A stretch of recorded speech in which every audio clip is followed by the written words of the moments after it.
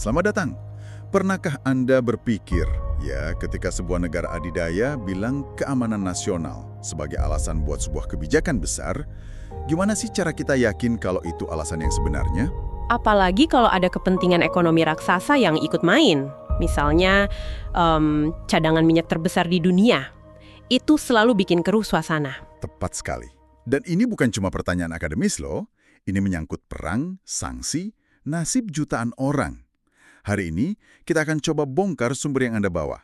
Kita mau membedah analisis hukum soal kebijakan Amerika Serikat ke Venezuela di era Trump. Iya. Kita mau lihat gimana klaim keamanan nasional itu diuji ketika ada dugaan motif ekonomi yang kuat banget di baliknya. Jadi kayak cari tahu, ini beneran buat lindungi negara atau lindungi keuntungan? Ini dilema yang fundamental sebetulnya. Perlu difahami dulu, dalam sistem hukum Amerika itu ada konsep namanya deference atau penghormatan. Deference, maksudnya? Artinya, klaim keamanan nasional dari presiden itu secara historis dapat penghormatan yang sangat luas, baik dari pengadilan maupun publik. Loh, kenapa gitu? Kenapa klaim itu seolah-olah sakral banget? Akarnya itu dari pemikiran bahwa pengadilan sebaiknya nggak ikut campur urusan sensitif, kayak diplomasi atau militer. Itu dianggap wewenang penuh eksekutif. Oh, karena presiden dianggap lebih tahu gitu ya? Betul, presiden dianggap punya akses ke info intelijen yang kita atau bahkan hakim nggak punya. Nah, ini yang bikin repot, karena presiden dapat lampu hijau semacam itu, jadi susah banget buat kita bertanya ini beneran atau dibuat-buat alasannya. Paham. Sumber yang kita bahas ini pada dasarnya kasih kita semacam, toolkit detektif untuk warga. Beberapa alat analisis hukum buat membongkar justifikasi semacam itu. Oke, toolkit detektif. Saya suka istilahnya. Mari kita buka kotak peralatannya. Kita mulai dari kasusnya dulu ya. Kebijakan AS terhadap pemerintahan Nicolas Maduro di Venezuela. Alasan resminya kan soal keamanan. Betul. Narasi publiknya itu kuat dan jelas banget. Pemerintahan Maduro dituduh terlibat dalam narkoterorisme. Wah, itu tuduhan serius sekali. Sangat serius. Ini menggambarkan rezim itu bukan cuma lawan politik, tapi ancaman kriminal aktif. Berbahaya buat stabilitas regional dan keamanan AS. Tuduhan kayak gini kan otomatis memicu dukungan publik buat tindakan tegas. Tentu, dengar kata narkoterorisme aja udah bikin ngeri. Tapi, disinilah bagian yang sangat menarik. Sumber Anda menunjukkan di waktu yang sama ada narasi lain yang jalan barengan. AS kan memberlakukan sanksi ekonomi yang berat banget, terutama di sektor energi. Dan yang lebih penting, ada pernyataan-pernyataan politik dari pejabat tinggi yang secara terbuka ngomongin soal kontrol atas minyak Venezuela. Ini bukan spekulasi lagi, ada catatannya. Tepat sekali. Inilah yang oleh sumber disebut sebagai mixed motives, motif campuran. Dan ini poin krusial. Pertanyaan kuncinya itu bukan sekedar apakah ada motif ekonomi? Oh, bukan itu ya? Bukan, karena dalam kebijakan luar negeri, hampir selalu ada banyak kepentingan. Ekonomi, geopolitik, ideologi, semua campur aduk. Jadi ini kayak di pengadilan ya? Jaksa nggak harus buktiin nggak ada motif lain sama sekali, tapi harus buktiin motif utamanya yang dituduhkan. Logikanya gitu kan? Persis. Pertanyaan yang lebih tajam adalah, apakah keberadaan motif ekonomi yang dominan dan gak diakui ini bisa meruntuhkan legitimasi dari alasan keamanan nasional yang resmi? Oke, sumber ini menjelaskan, meskipun presiden punya wewenang luas, kekuasaan itu tetap ada batasnya.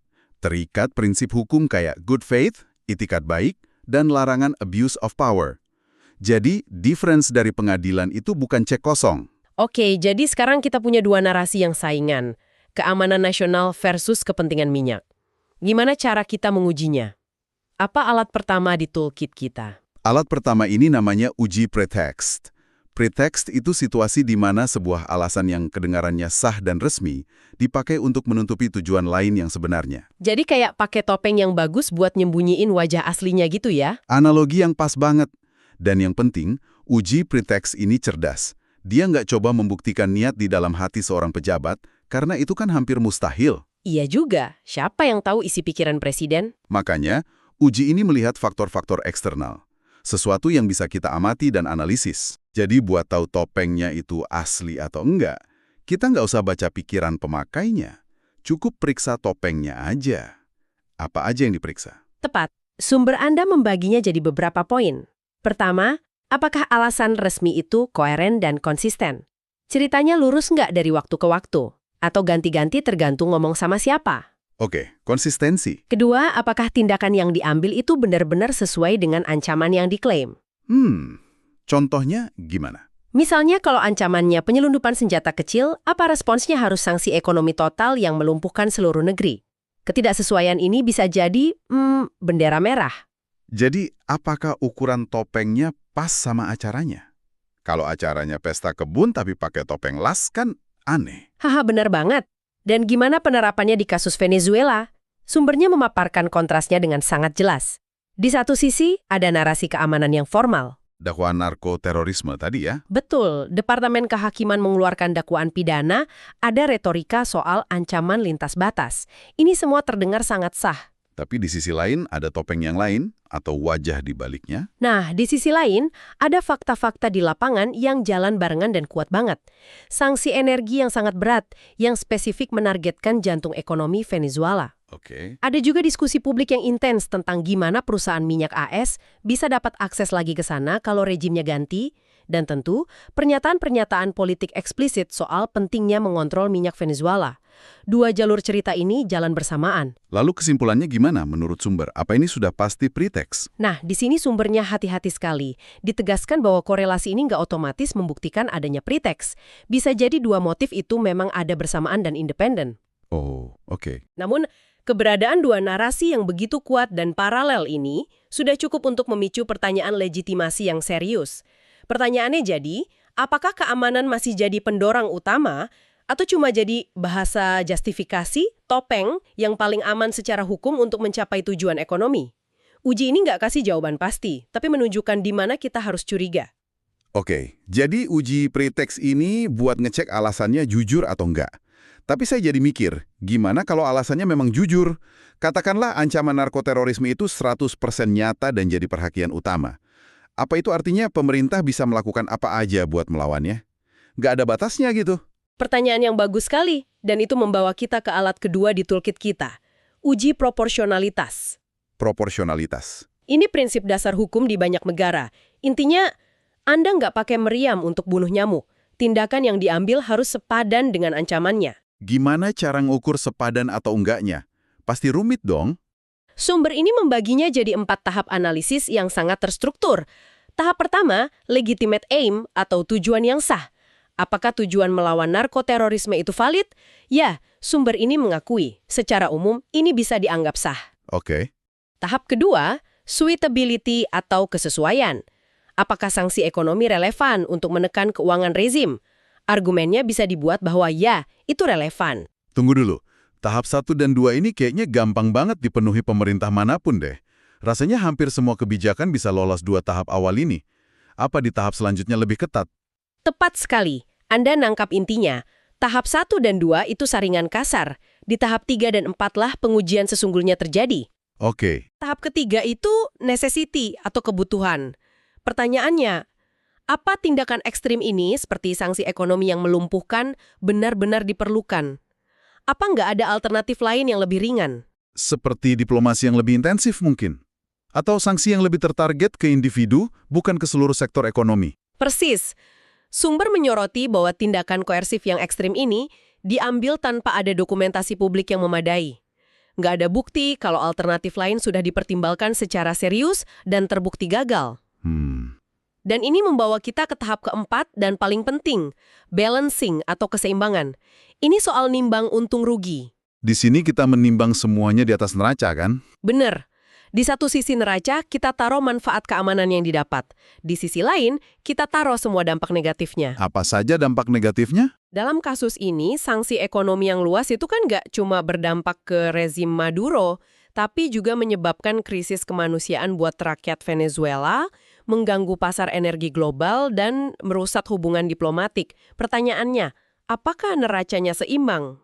Dan disinilah motif ekonomi yang tadi kita bahas muncul lagi ya, tapi dari sudut yang beda. Tepat. Mungkin motif ekonomi nggak membatalkan tujuan keamanan di tahap pertama, tapi ia bisa merusak keseimbangan di tahap akhir. Skala dampak ekonomi global dari sanksi itu, yang kebetulan bisa menguntungkan kepentingan ekonomi tertentu, bisa jadi sangat nggak sepadan dengan skala ancaman keamanan yang diklaim. Jadi muncul kecurigaan lagi. Iya, kecurigaan. Apa tindakan ekstrim ini diambil karena ancamannya memang se-ekstrim itu, atau karena ada tujuan ekonomi sampingan yang membuat kerugian di neraca itu jadi dianggap sepadan? Ini benar-benar toolkit yang kuat. Kita punya uji preteks buat ngecek kejujuran alasan, dan uji proporsionalitas buat ngecek kewajaran tindakan. Tapi ini semua kan butuh bukti, butuh data. Gimana publik, jurnalis, atau akademisi bisa dapat bahan bakar buat melakukan pengujian ini? Kita kan nggak bisa cuma ngandalin siaran pers pemerintah. Tentu aja enggak. Dan disinilah alat ketiga kita masuk, yaitu FOIA atau Undang-Undang Kebebasan Informasi di AS. FOIA. Tapi penting untuk paham peran dan batasan FOIA seperti yang dijelaskan di teks. Banyak orang salah kira FOIA ini kunci ajaib buat buka semua rahasia pemerintah. Tunggu, jadi FOIA yang sering disebut pilar transparansi ini ternyata punya lubang sebesar keamanan nasional. Rasanya itu bikin alat ini jadi kurang berguna dong. Kalau pemerintah bisa bilang, oh ini rahasia keamanan nasional untuk semua permintaan, lalu apa gunanya? Itu reaksi yang sangat wajar. Dan disitulah letak argumen subtil dari sumber ini. Memang benar, FOIA bukan alat untuk membongkar operasi intelijen. Ada pengecualian yang sangat luas dan kuat untuk keamanan nasional. Jadi tujuannya apa? Tujuan FOIA dalam konteks ini bukan untuk membongkar motif tersembunyi secara langsung. Tujuannya adalah untuk menguji rasionalitas dan konsistensi dari justifikasi yang diberikan pemerintah. Gimana caranya kalau dokumennya banyak yang disensor atau ditolak? Caranya dengan pakai FOI secara strategis. Anda nggak cuma minta dokumen dari lembaga pertahanan atau intelijen, Anda juga minta dokumen dari Departemen Energi, Departemen Perdagangan, Departemen Keuangan. Oh, dari banyak lembaga ya? Betul, ini seperti menyusun puzzle raksasa. Meskipun banyak potongan yang hilang atau dihitamkan, kita masih bisa lihat gambaran besarnya. Jadi kita mencari pola. Mencari apakah cerita dari Departemen Pertahanan itu sinkron dengan memo dari Departemen Energi? Apakah semua lembaga kerja berdasarkan asumsi ancaman yang sama? Apa ada analisis dampak ekonomi yang sengaja nggak dipublikasikan? Analogi yang sangat baik. Anda mencari pola komunikasi, pola justifikasi, dan yang juga penting, pola penolakan informasi. Pola penolakan. Iya, penolakan FOI yang masif dan sistematis di berbagai lembaga itu bukan tindakan netral. Itu sendiri adalah sebuah data. Bisa jadi indikator kuat bahwa alasan keamanan nasional telah berubah fungsi. Berubah fungsi jadi apa? Dari sebuah justifikasi spesifik, menjadi apa yang disebut sumber sebagai blanket justification, semacam selimut pembenaran untuk menutupi seluruh area kebijakan dari pengawasan publik. Sebuah tembok yang dibangun dengan kata-kata keamanan nasional. Semakin tinggi dan luas tembok penolakan itu, semakin besar kecurigaan bahwa ada sesuatu yang disembunyikan di baliknya. Tepat. Ketika alasan itu dipakai berlebihan, tanpa penjelasan, ia berhenti jadi alasan dan mulai berfungsi sebagai penghalang akuntabilitas. Dan ini membawa kita pada pertarungan yang lebih besar yang dijelaskan dalam sumber. Pertarungan apa itu? Pertarungan antara rule of law, negara hukum, dan rule by justification, negara yang berkuasa lewat pembenaran. Apa beda mendasarnya? Keduanya kan terdengar legal. Tampilan luarnya mungkin sama-sama legal, tapi substansinya beda banget. Dalam rule of law, kekuasaan pemerintah itu dibatasi hukum dan harus bisa dipertanggungjawabkan. Alasannya harus nyata, datanya ada, tindakannya proporsional. Oke. Kalau dalam rule by justification, pemerintah bisa melakukan apa saja selama mereka bisa menemukan justifikasi hukum yang kedengarannya masuk akal. Nggak peduli apa motif sebenarnya atau seberapa nggak proporsional tindakannya. Substansi demokratisnya sudah hilang, yang tersisa cuma cangkang legalitasnya. Jadi, kalau kita rangkum, argumen utama dari sumber yang Anda berikan adalah kehadiran motif ekonomi nggak secara otomatis bikin alasan keamanan nasional jadi nggak sah. Dunia ini kan rumit. Betul.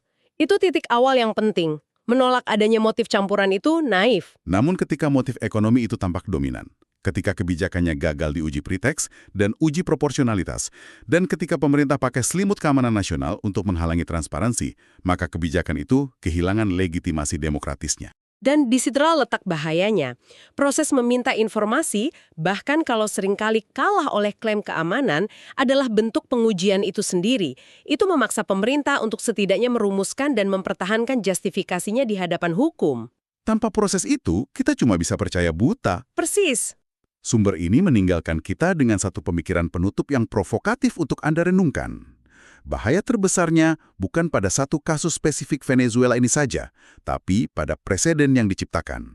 Kebijakan ini, menurut analisis sumber, bisa jadi semacam studi kasus, sebuah cetak biru, tentang bagaimana formula ini bisa bekerja. Sebuah formula di mana justifikasi yang paling dihormati, yaitu keamanan nasional, digunakan untuk melindungi kepentingan yang mungkin kurang bisa diterima publik. Ketat. Dan pertanyaannya untuk kita adalah, kalau keamanan nasional menjadi kata sakti universal yang bisa membungkam semua pertanyaan dan mematahkan semua alat uji demokratis yang baru kita bahas, apa artinya itu bagi akuntabilitas pemerintah dalam keputusan-keputusan besar lainnya di masa depan? Baik itu soal perang, kebijakan perdagangan global, atau bahkan regulasi AI, di mana batasnya akan berhenti.